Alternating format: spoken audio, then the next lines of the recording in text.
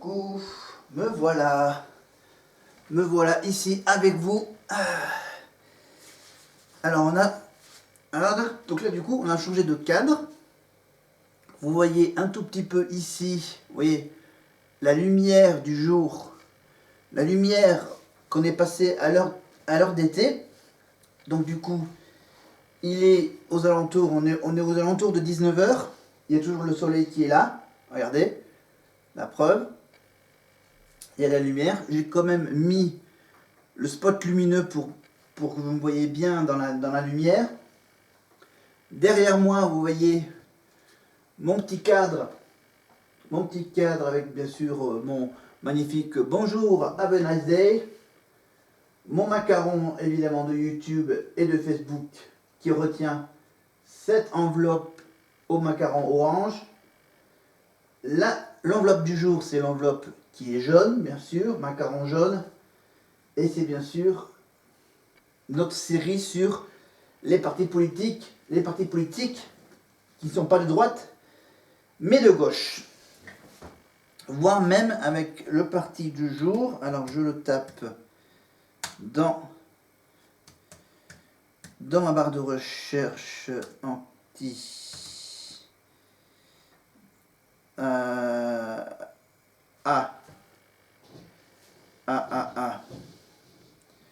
Ah non, pardon, j'ai oublié marquer avant.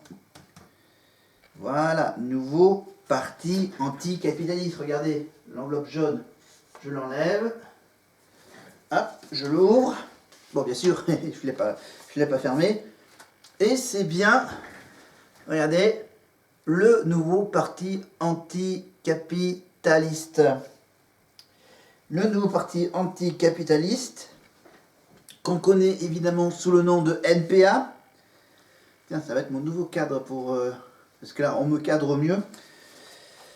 Donc voilà, pour les prochaines vidéos, je les ferai évidemment ici, avec ma table, ma petite chaise roulante, et toujours mon cadre vert évidemment. Donc, le nouveau parti anticapitaliste, ben, je vous ai dit que ça allait être un peu de l'extrême gauche. Et ben, c'est de l'extrême gauche. Voilà, le nouveau parti anticapitaliste, c'est tout récent, hein, c'est pas un vieux parti politique dans l'histoire, mais quand même a été créé en 2009. Vous voyez, il est très très jeune. Hein. Il est donc 2019, donc voilà, il y a une petite dizaine d'années voilà, que ça existe, ce nouveau parti. Donc extrême gauche, issu d'un processus de fondation lancé par la Ligue communiste révolutionnaire. Donc voilà, c'est qu'apparemment avant ça s'appelait donc la LCR. Aucun lien avec le nom d'une banque, LCR. Ou autre chose. Voilà, c'est donc voilà, ça a été créé donc suite aux élections présidentielles de 2007 que ce nouveau parti a été créé. Et donc pour l'élection de 2012, alors 2012, 2017 et 2022, vous vous rappelez, 3 fois, 2012, 2017, 2022, c'est avec le même candidat. Au moins là, il n'y a pas de problème. Parce que le candidat pour l'élection présidentielle pour le nouveau parti anticapitaliste, ce n'est autre que le célébrissime Philippe Poutou. Et Philippe Poutou, lui, qu'est-ce qu'il a fait comme score ? 1%.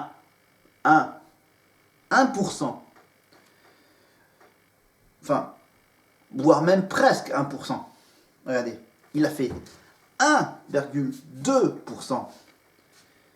En 2012, 1,1% en 2017 et 0, mais quand même 0,5, 6, 7, 8, 0,8%. Pardon, dans l'autre sens, voilà, 0,8% en 2022. Voilà, Voilà, donc il va pas plus loin que les 1,5. Voilà. Mais bon, c'est quand même une session qui a éclaté à l'occasion du 5e congrès du parti en 2022. Le nom et les symboles du parti font dès lors l'objet d'une querelle entre deux groupes distincts. Voilà, donc vous connaissez donc les porte-paroles. Non, vous ne connaissez pas, bien sûr, vous connaissez Philippe Poutou, Olivier Besancenot. Il y a aussi Christine Poupin. Attention, c'est aucun rapport avec Christine Boutin. C'est Poupin. Et ensuite, celle qui est pas très connue, c'est Pauline Salingue. Voilà, Ligue communiste révolutionnaire, 5 février 2009, bureau à Montreuil, extrême gauche, anticapitaliste, néo-communisme, éco-socialisme, altermondialisme, euroscepticisme. Donc, affiliation européenne à la gauche anticapitaliste, européen. Pardon, j'ai l'étiquette derrière de mon costume de la Casa des Papel. Regardez mon magnifique costume de la Casa des Papel. Bon, j'ai pas mis le masque, bien sûr, pour pas vous faire peur. Je garde quand même le costume principal de la Casa des Papel. Pour vous parler donc de ces 2000 adhérents avec la couleur rouge. Nouveau parti anticapitaliste. Donc vous avez bien sûr pour internet, vous avez la version .org ou la version .fr. Alors donc ça va être une courte petite histoire. Ok, il y a du texte. Je pensais que c'était court, mais en fait, non, il y a pas mal de trucs. Alors, passons aux élections de 2007. 2007, c'était Olivier Besancenot qui a réuni sur son nom 1 498 581 voix. Donc pour la LCR. La LCR annonce la volonté de créer un nouveau parti. Donc, malgré les 1,5 million de voix, donc on décide de changer de nom. Voilà. Donc un nouveau parti anticapitaliste, implanté dans la jeunesse, les entreprises, les services publics, les quartiers populaires. Elle propose ainsi à tous les anticapitalistes de se rassembler pour construire les mobilisations qui, pour elles, doivent préparer un changement radical, révolutionnaire de la société. Attention, les échéances de la constitution de ce parti sont fixées lors de la réunion de juin 2007 de la direction nationale de la LCR. Ce projet se distingue sur la plupart des points de celui du parti anticapitaliste stratégiquement non délimité à l'époque des années 90. Le moteur principal de la construction de ce parti est la Ligue communiste révolutionnaire. La LCR estime que ce nouveau parti doit 1. Défendre un programme anticapitaliste dans les luttes sociales et aux élections. 2. Se situer dans une indépendance stricte vis-à-vis du Parti socialiste et refuser de gérer les institutions avec celui-ci, tout en centrant son activité sur la lutte des classes et la mobilisation sociale et politique. Tisser des liens internationaux avec toutes les organisations défendant des perspectives similaires. Alors, à partir de septembre 2007, des réunions publiques sont organisées dans les villes, entreprises et universités de France afin de discuter des modalités de ce nouveau parti avec tous ceux individuels, équipes militantes, courants politiques pouvant être intéressés.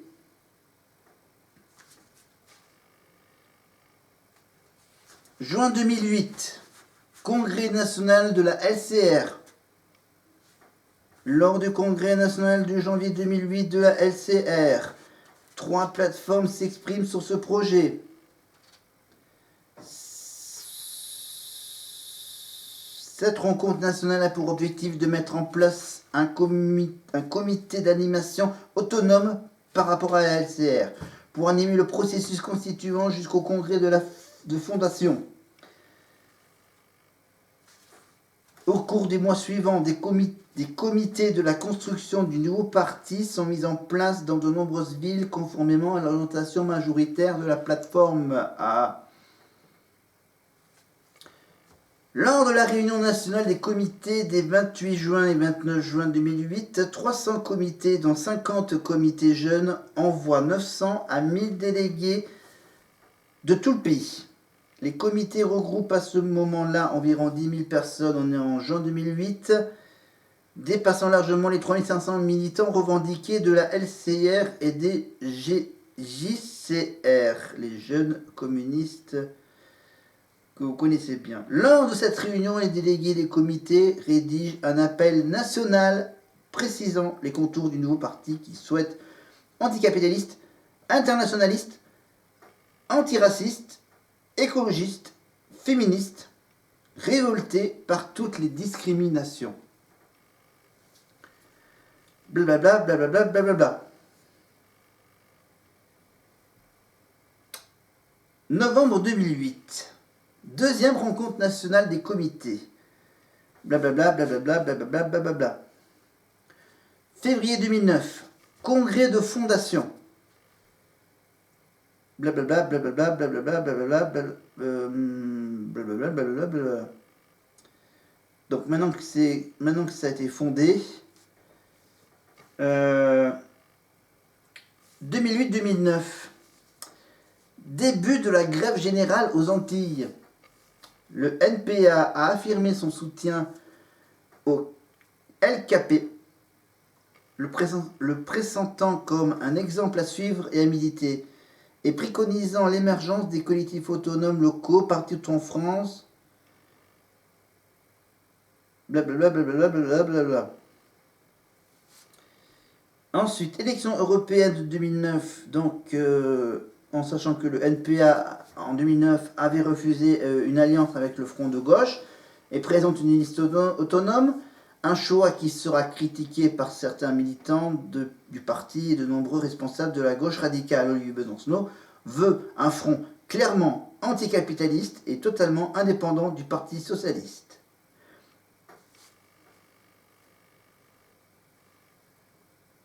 La campagne menée par Olivier Besancenot a pour slogan « Partout en Europe, pas question de payer leur crise ». Et Olivier Besancenot, alias Le Facteur, prône l'harmonisation par le haut, les droits sociaux, les conditions de travail, les retraités et la législation sociale pour l'ensemble des travailleurs et travailleuses des pays européens. Donc du coup, il fait bien sûr les fameux meetings nationaux en France et à l'étranger. Il souhaite renforcer, il a souhaité renforcer les liens avec ceux qui, en Europe, défendent le même projet que lui et se rend notamment en Espagne et au Portugal. Fin 2009, les membres du NPA sont consultés sur la stratégie électorale à adopter et se montrent très divisés.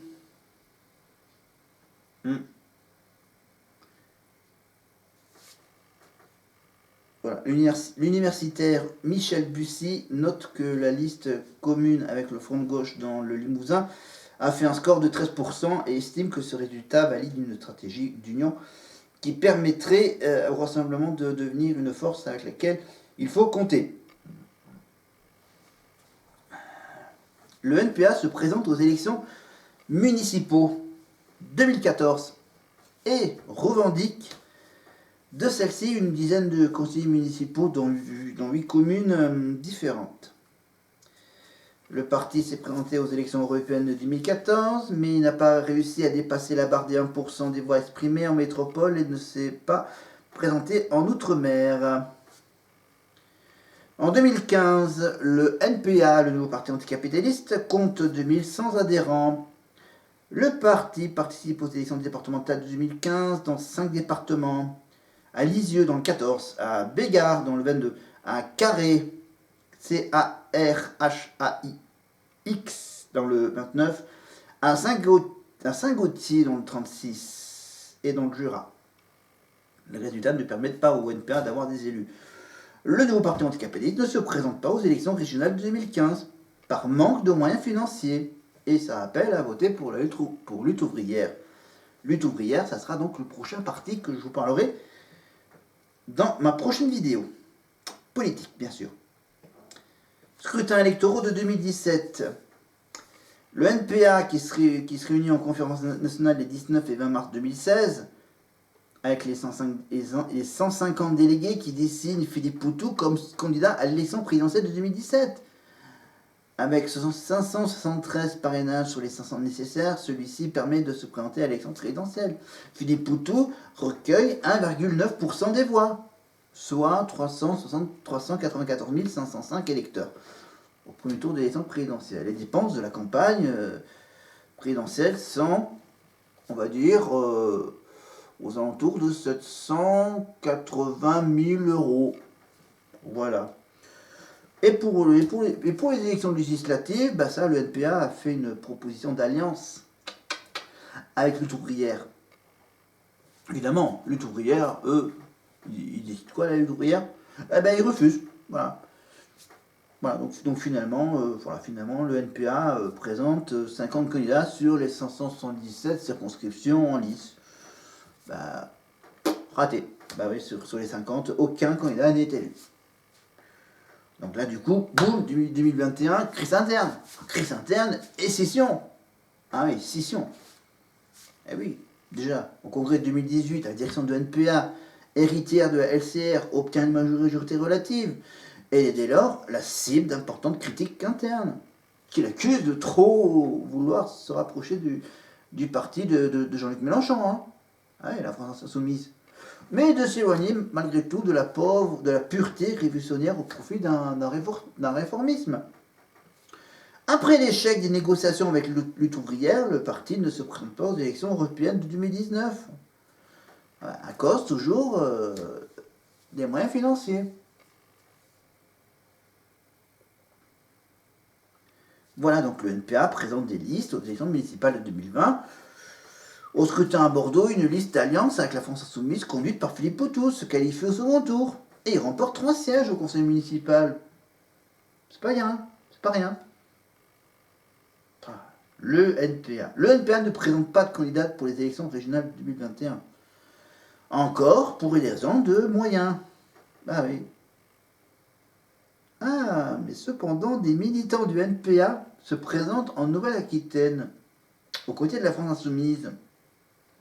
Bon, mais cette liste n'est pas soutenue par l'instance nationale du parti. Certains courants du capitalisme, révolution, et l'étincelle, démocratie révolutionnaire, appellent à voter pour la liste présentée par la Lutte ouvrière. Eh oui. Et blablabla, et blablabla, et blablabla. Bah, les scrutins électoraux de 2022, le NPA est présenté par Philippe Poutou. À l'élection présidentielle de 2022 d'abord. Ah oui, malgré les difficultés, il obtient les 500 parrainages requis pour que sa candidature soit validée par le Conseil constitutionnel. Et là, le score, c'est pire. Ah oui, 0,77%. 0,77% des suffrages exprimés. Eh ben, il se classe avant-dernier. Ouais, malgré tout, il est devant Lutte ouvrière. Avec, vous connaissez qui ah oui. Nathalie Arthaud. Non, pas Florence Arthaud, Nathalie Arthaud. Ah. Bah bon, c'est vrai qu'à la suite de sa non-qualification, Philippe Poutou, il appelle à ce que pas une voix n'aille à l'extrême droite. Ah oui. Bon, c'est vrai qu'il pâtit du fameuse histoire de faute utile là, en faveur de Jean-Luc Mélenchon, qui reprend le slogan devenu populaire, Mélenchon dans les urnes, Poutou dans la rue. Vous voyez ce que je veux dire? Ah ouais, des trucs bon. Blablabla, blablabla, blablabla. 5e congrès 2022, 2000 adhérents du NPA participent à l'Assemblée générale locale en avant du congrès, blablabla. Il n'y a vraiment pas grand chose à dire. Hein. C'est une vidéo très courte. Hein. Bah oui, parce que j'ai décidé de faire une vidéo sur un parti, une autre vidéo sur l'autre parti. Parce que l'autre parti, que j'ai bien l'intention de vous en parler, si je remonte...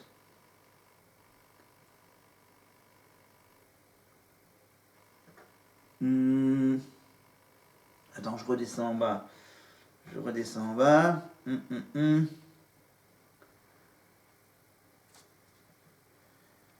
Alors, l'autre partie, attends, je vérifie si ça se cache bien. Alors, qu'est-ce que j'ai comme autre partie? Alors, j'ai... Alors,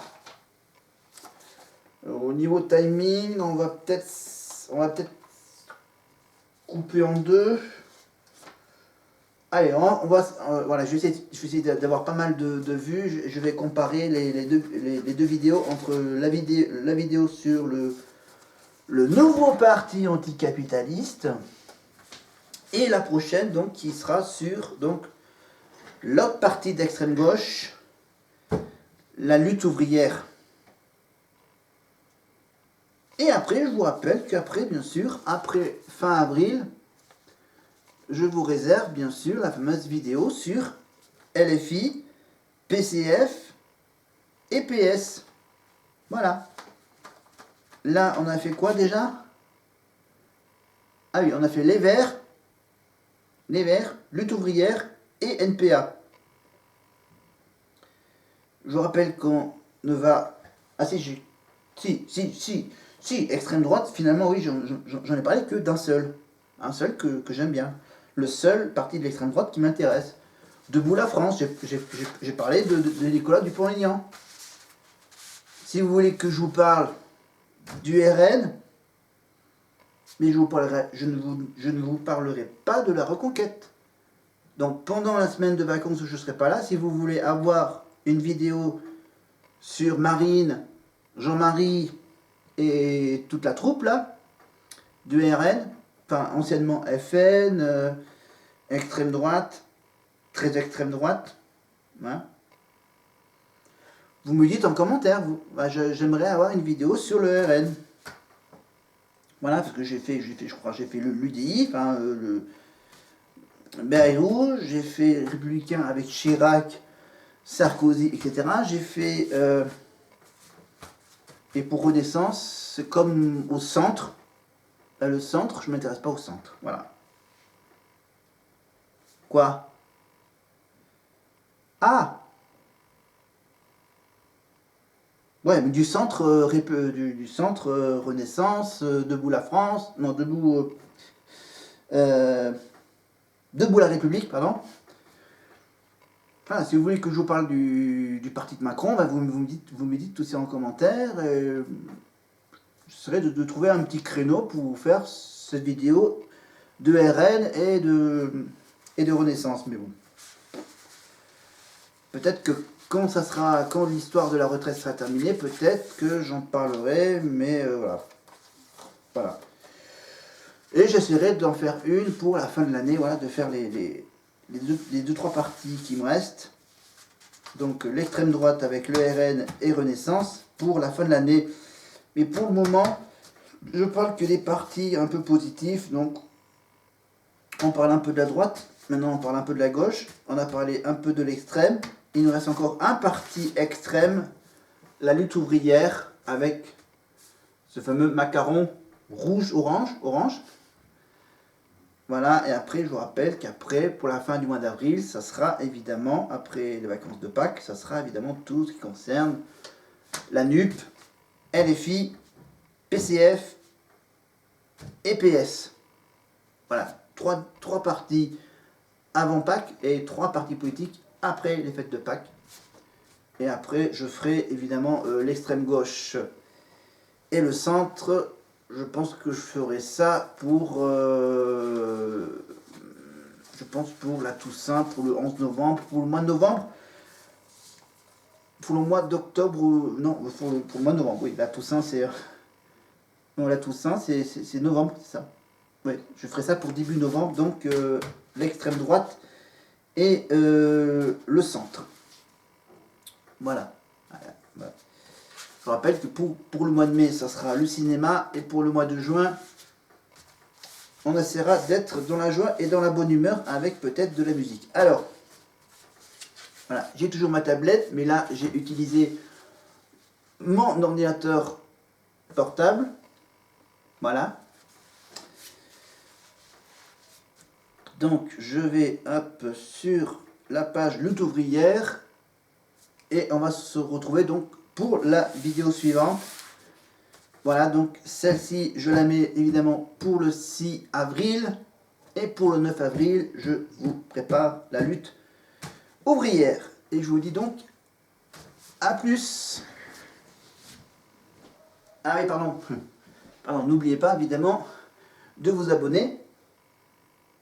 Ah, bon, finalement, je vais peut-être attendre que le soleil passe devant moi un petit peu plus tard pour faire la vidéo. Vous êtes d'accord? Parce que là, le soleil va vous gêner et va me gêner aussi. Donc, si vous voulez suivre ma prochaine vidéo sur les autres partis de gauche, sur la lutte ouvrière, sur la NUP, vous cliquez sur la petite cloche.